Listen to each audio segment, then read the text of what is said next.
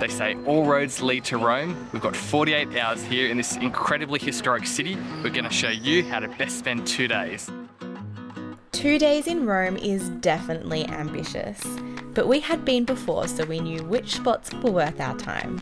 We hit fan favourites like the Colosseum and the Trevi Fountain, as well as some hidden gems like Schostal and Taverna Lucifero. We've come to the Trevi Fountain at 7 a.m. in the morning, thinking that we might beat the crowd. We were wrong.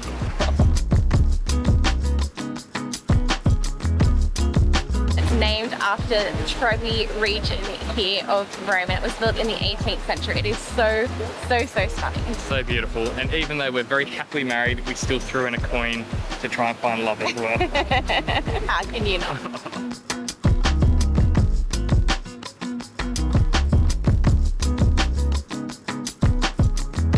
The Pantheon, and this place just never ceases to amaze me. It is so grand and such an icon of Rome. It's been around since 27 BC. It's just incredible. Next up, we headed to our all-time favourite spot in Rome. We're in the Colosseum. Is there a more iconic part of Rome than this? I'm not sure. It is so beautiful. We booked tickets online 30 days before we got here, and we came right at 8:30, which I think was a great idea. Definitely, there was still a massive queue to get in, but it moved really quickly and it's not as busy inside here. It's only going to get busier and busier throughout the day. I just can't believe that they built this thousands and thousands of years ago and that gladiators actually fought behind us. Like, it's just mind-blowing. I'm constantly getting just mind-boggled by the history of Rome. It is incredible. It just baffles me how they built this. No idea. So excited to be here. After our morning at the Colosseum, we popped over to the Roman Forum. We love this place so much. The Forum was once the centre of ancient Rome, and you really do feel like you're getting a glimpse into the daily life of ancient Romans when you walk through the temples and ruins. Despite the heat, we did a small hike up to Palatine Hill and were treated to incredible views over the Forum against a backdrop of some of Rome's most famous landmarks. We really could spend a full day here, reading the super interesting plaques and info and exploring every nook and cranny of this incredible spot.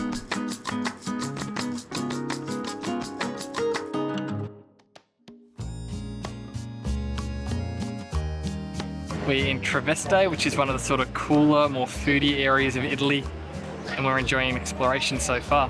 It's so cute. We think we'll stay here next time when we don't have so many sites to hit. Once we've ticked off here the main sites, it seems like such a cool place. Just like base yourself, have some food, some cocktails, wander around. Very sort of young vibes. Just like us. We're walking along the river in Rome. It's the river Tiber or Tiber. Sorry about all the Vespas in the background, but it is so beautiful. It's such a nice way to spend an afternoon. The river is so blue, and it's spotted with all these gorgeous old little bridges.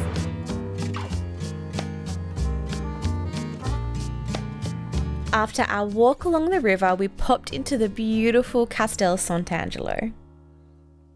Castel Sant'Angelo was originally built as a mausoleum for Emperor Hadrian all the way back in 135 AD.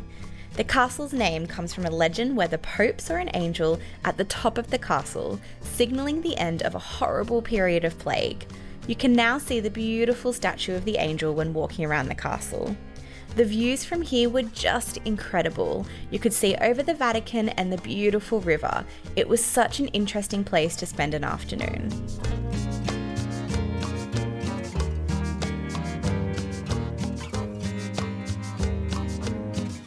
We're here at the monument to Victor Emmanuel II. It was built at the turn of the 20th century, and it was built to honour the first unified king of Italy.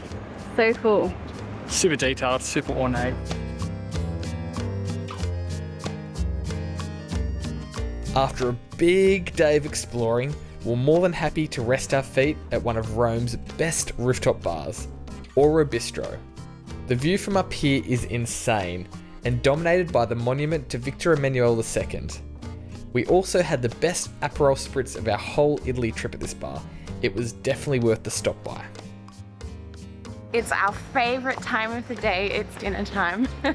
We've got another one of our favourite restaurants that we went to many years ago, booked tonight. We sort of had heaps that we wanted to try when we came here, but we just couldn't pull ourselves away from going to the ones that we'd been thinking about for the past 5 years. So we're going to Virginiae, which was pretty low-key 6 years ago, but it looks like it's gotten a little bit famous, so hopefully it's just as good. I'm starving. I actually can't wait.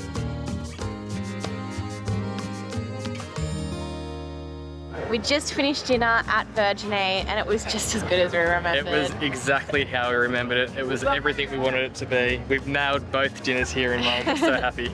I had a carbonara, which is a super traditional Roman dish, and it was just like so indulgent. It was amazing. And I had an oxtail cooked Roman style and this beautifully rich tomato sauce. It was amazing. And this incredible burrata. It was just all like 10 out of 10. We're both extremely full. We need to roll home. I feel a bit unwell. Go find a bus.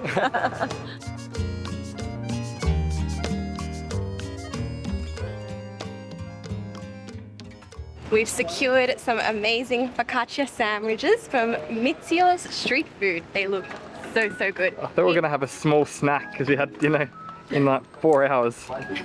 They're huge. You got porchetta and I got one with ham, pumpkin and stracciatella. Salty pork and this crispy, thin focaccia. It's delicious. We're on our way to a little cotton shop called Schostal, where I want to get some shirts for our beach trip coming up. Bit of retail therapy, get some cool air-conditioned shops. Apparently it's a really cute traditional little shirt shop, so I'm looking forward to it. This spot was actually such a hidden gem. I walked away with a super cute shirt and short set.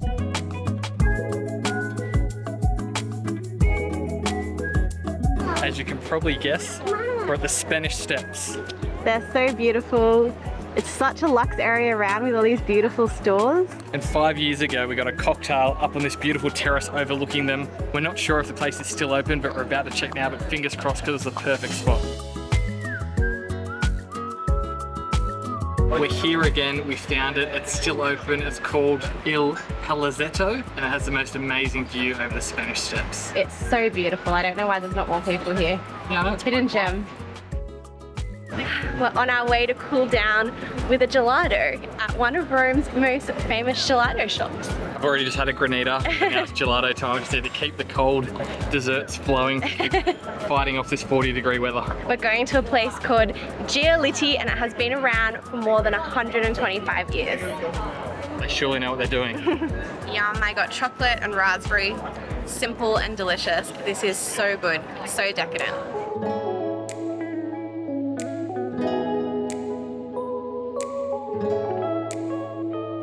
Popped into a random church and it's more beautiful than anything we've ever seen in Australia by a long, long way. It was absolutely stunning. It's called Basilica Sant'Andrea del Frate. Just mind-blowingly beautiful. That's Rome for you, just history and religion everywhere you go. Today it's almost 40 degrees, but luckily it's a dry heat, but still just saps your energy. Thank God Rome is beautiful. It's worth being out and about. It is worth the heat. On our walk home, we went through the beautiful area of Trevi. This spot is one of the oldest neighborhoods in Rome, and we can definitely see why it is so, so famous. Every time we turned a corner, we stumbled across yet another amazing building or monument. There are endless restaurants, bars, and gelaterias to try in Trevi. We are on our way to one of our favorite restaurants in Rome. It's been 6 years since we last went here and I've been thinking about it almost weekly. It's called Taverna Lucifero and they specialize in truffles. Last time I got a veal scallopini and these sort of lightly breadcrumbed grilled vegetables, which were just amazing. So I'm wanting to order the exact same thing, so fingers crossed it's on the menu tonight. So simple and so good. Just buttery, truffly goodness. The lightly breaded grilled vegetables are just like last time, so good. It's exactly what I wanted. I'm so happy right now, so hopefully the veal scallopini is the same, but we started off on the right foot. Rich cream sauce with the truffles over it. It is everything I remember it to be. I'm so happy, it's perfect. While spending 48 hours in Rome definitely isn't relaxing, you really can nail the highlights in a short period of time.